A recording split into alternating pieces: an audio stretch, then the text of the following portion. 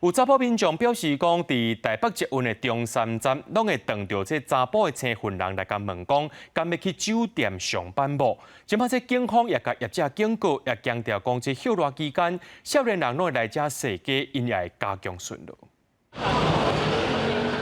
欢喜的休热，捷运站外口真侪人，尤其是中山的南西商圈，有特色的店头一间一间开，嘛是袂少民众认为是翕相甲踅街好所在。即嘛少年人变较侪，敢讲嘛开始出现乱象。有网友铺文讲，伊毋敢一个人去中山站，伊讲因为有一堆查甫的伫捷运站的出口，伫遐找目标，只要一个人去，旁边就会有青训人来找伊讲话，互伊感觉真困扰。实际去线行公园，袂少查某囡仔拢有即个经验。查甫的穿鞋子看到拍哩拍哩，讲是要交来交朋友，毋过其实另外有目的。他的 IG 的个人档案上面就可能就是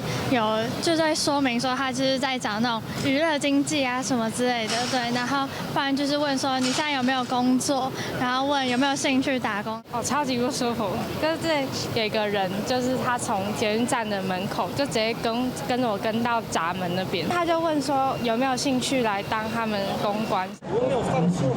这对相关的反应，警察出动去现场，发现有查甫人若是看到女性一个人，就会随我过。伊是八大行业的公关，兼做酒店的经纪。警方迄当阵有甲警告，这个查甫人是暂时按下，不过过无几天，同一个人佫出现伫捷运站，根本就无咧信道。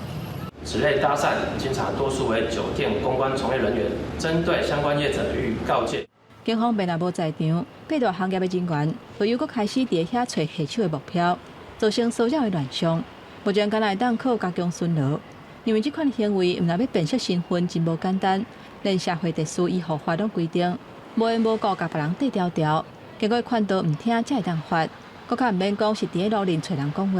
这要构成违反金钟骚扰法有难度，都惊少年人聚集的热点变作是酒店的人员、诱人客甲找人才所在。记者综合报道。